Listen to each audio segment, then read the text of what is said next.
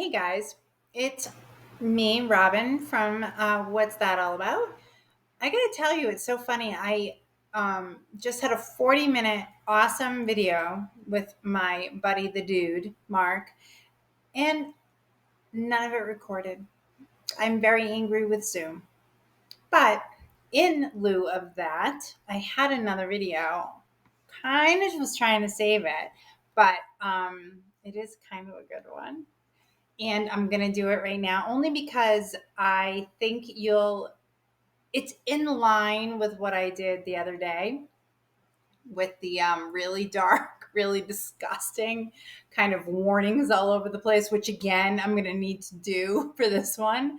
But this one's a little bit more well known, and it is the Black Dahlia murder. Okay. And I'm sure I don't even know one person throughout the entire universe that's a bit of a stretch, maybe just the world, who hasn't at least heard of the Black Dahlia. And if they haven't read about it, they've watched something on it or watched a movie remake on it, some kind of angle to it. And I'll tell you what, I found it fascinating. And I kind of took a different look at it by sort of not attacking, but like zeroing in on the top seven suspects. But first, I'm going to tell you okay, Elizabeth Short, born July 29th, 1924 in Boston, which is, I'm East Coast, I'm from Massachusetts.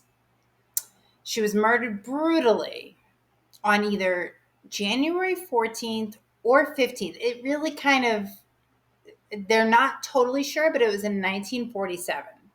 And she was, like I said, better known as the Black Dahlia. And her body was discovered in the Lemert,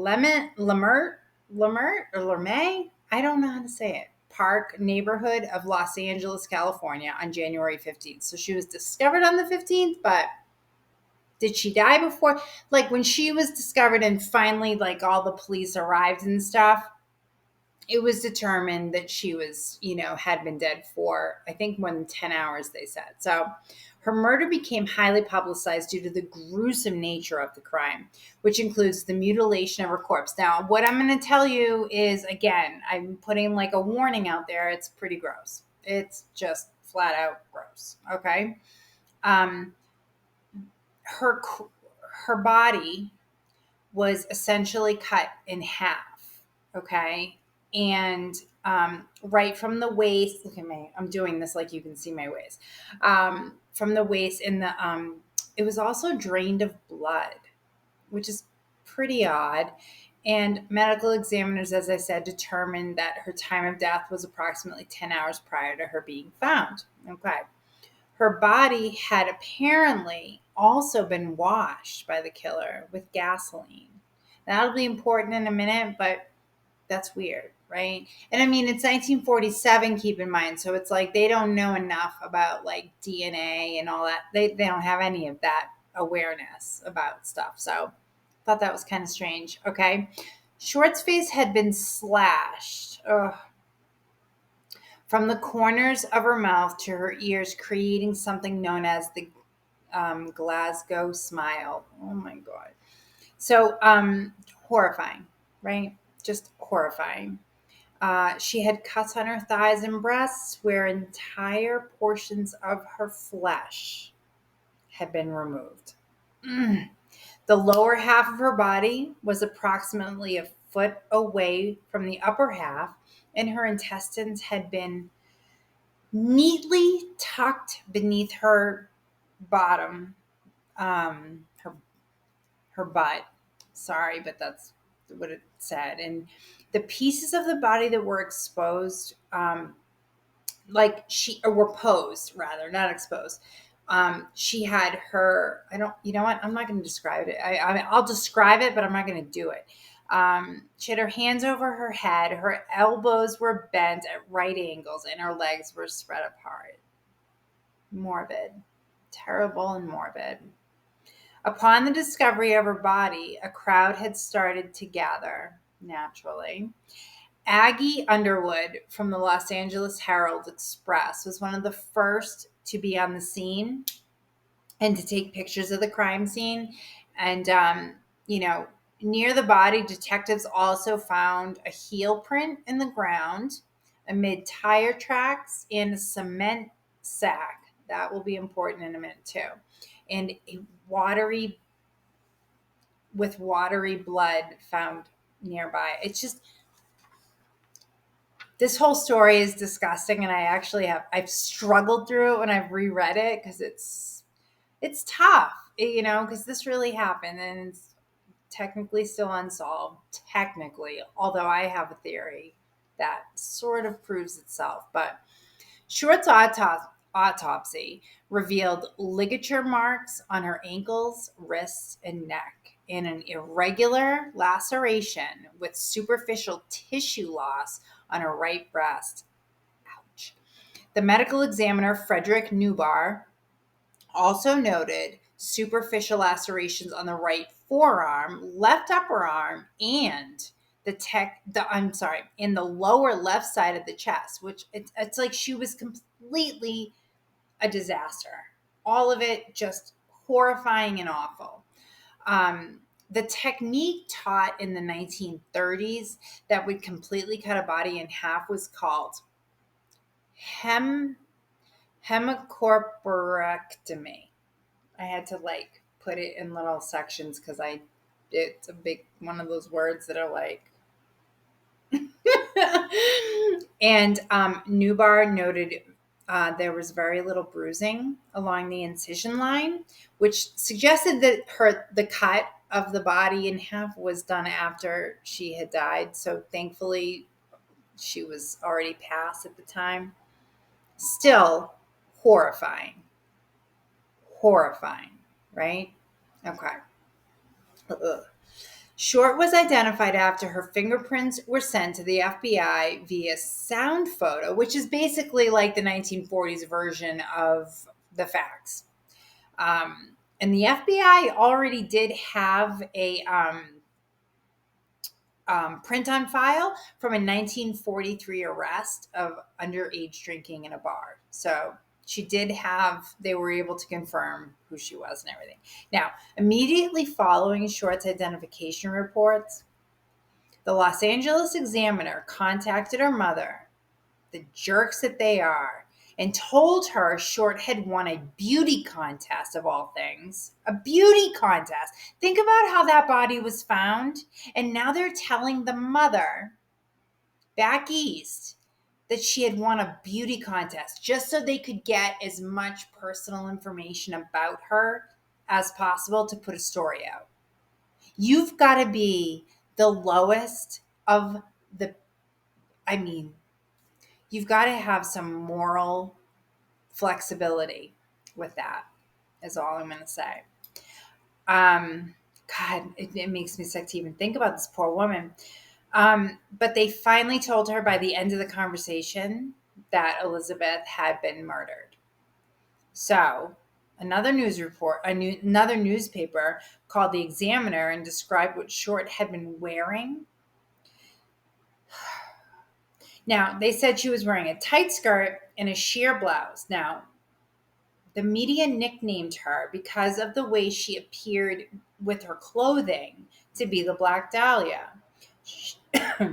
Excuse me, was described to be an adventuress who prowled Hollywood Boulevard. In other words, they were calling her a slut. I mean, they can paint it any color they want, but they were calling her a slut. And on January 21st, 1947, a person claiming to be the killer called James Richardson, the editor of the Examiner in LA, and he told Richardson to expect some souvenirs of Beth Short in the mail. On January 24th, a manila envelope was found by a U.S. Postal Service worker.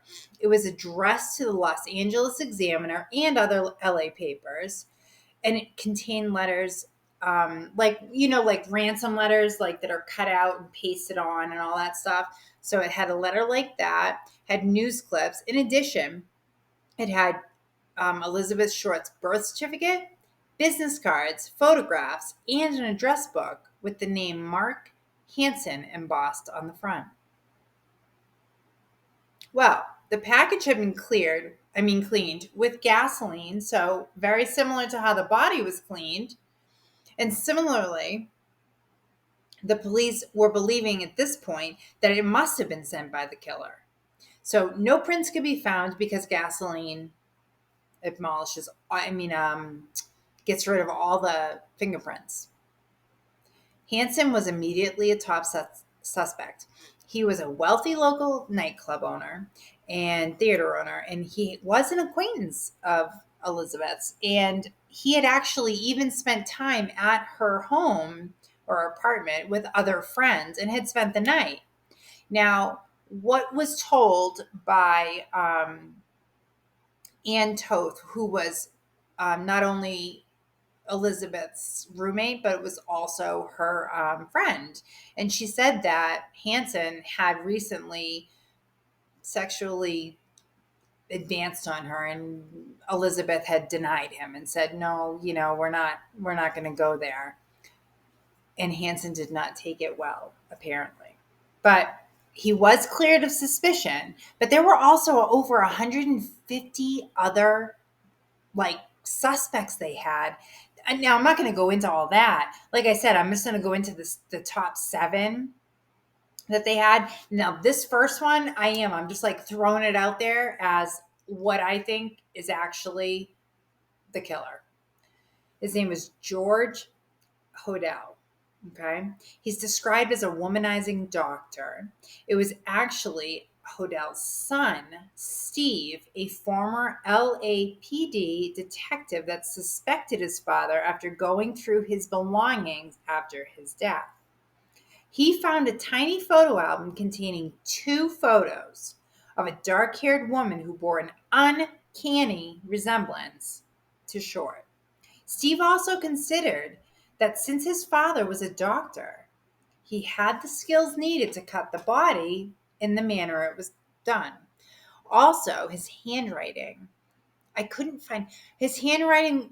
I digress into that, but I tried to find these letters that he talked about, and they weren't clear enough in the pictures to even be worth looking at. But anyway, he says the handwriting seemed to match that of the letters that were received that were almost like the Zodiac Killer. This way before the Zodiac Killer. He was sending things to torment the police, but the handwriting he said he looked at and it matched his father. Or he thought it did anyway. So the police even had bugged Hodel's house, and you'll never believe this. Ready? He was heard talking on the phone and saying, and I quote, "Supposing I did kill the Black Dahlia. They couldn't prove it now. They can't talk to my secretary anymore because she's dead." Well, that's all I needed to hear because holy crap, the only people that would talk like that, seriously, that's a killer. But let's move on. There's more. Leslie Dillon and Jeff Connors. I don't have a picture of Jeff Connors, but on behalf of Mark Hansen, the theory is Leslie and Jeff were hired to kill Short by Hansen, and then 2 years after Short had died, a man calling himself Jack Sand called police and made claims that the case, he had details about the case that only the killer would know. For instance, turns out Sands ended up being Leslie Dillon. And he talked about the pieces of information that were in that manila folder. So he talked about the birth certificate, the photos, and that kind of stuff. So he had that information. Now, I still go back to Hodel for my first pick, but Leslie Dillon, he's a close, that's why he's number 2 on my list. But anyway, he did work for Hansen. Dillon did work for Hansen at the time of Short's death. Okay, now remember, Mark Hansen had made advances towards her. Okay, and when men get refused, sometimes they act out a little bit.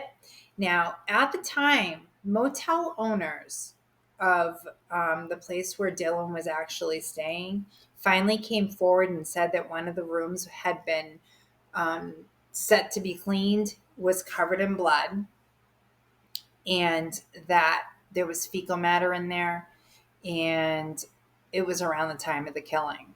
So you putting the two together, it's like, could be, maybe, probably not, but okay. And then the third one, Bugsy Siegel. I don't buy it.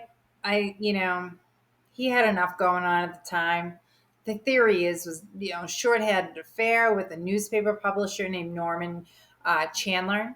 She got pregnant, and Bugsy was sent to basically kill her and get rid of that whole thing. But it was never reported that Elizabeth Short Smart was she wasn't pregnant when she died. So that's kind of a far reach. Now, this picture of George Knowlton's daughter, George, I did not get a picture of, but she was convinced her father was the killer. Now, Janice wrote a book detailing the molestation she endured as a child by her father and recalling a memory of him murdering a young woman she knew as Aunt Betty. She even remembers being in the car with her father when they got rid of the body. That's awful. She also claims she was, forced to do clean up, help him do things like that. But here's the thing. Other family members said that Janice had sort of an instability a little bit because she never really dealt with what she had gone through as a child, being molested and such. But so I think maybe a lot of her stuff were false memories, or maybe she just wanted to hurt the memory of her dad. Can't really blame her. The next one was Robert Red Manley. Now, he was believed to be the last person to see Short alive. Red was a married pipe clamp salesman. They met on a street corner. A street corner. Okay, look, I know. It's like all evidence pointing to maybe she was a street person. Anyway, and offered her a ride. That began their affair. They met at Short's Hotel on January 9th, 1947. And he said that he left there later in the evening, went home to his family, and then that was the last he ever saw of her. He was kind of a focus for a little while, but he did pass a lie detector test, so he kind of hopped off my list for that. Walter Bailey, he was a surgeon. And he may have killed Short in a fit of rage. He had quite the temper, but he also resembled an FBI sketch of the possible suspect, killer, whatever. And, it was never the thing is, a lot of these people there was never anything more than you get really right up to the edge and then there was nothing. But George Hodel, I still think he's the best one. They even had Orson Welles on this list. I mean, are you kidding me? Orson Welles? Yeah, I'm not even entertaining that, but it was on the list of the 7 top suspects. And I think they only put it there because of him being Orson Welles. But anyway, what do you think? I think George Hodel did it personally, but who knows? Anyway, it was a morbid death. Terrible. I just don't know why I was on such a tear with these murder things, but with these women, you had one murderer as a woman, you had the Black Dahlia, most notorious murder. I don't know. It's I get fascinated by this stuff because it makes my, the wheels turn and spin, and I like it. So anyway, until next time, I hope you guys are staying happy and healthy and stay weird. And don't forget to tune in to Skimmer Outdoors. And take care. Till next time. Bye.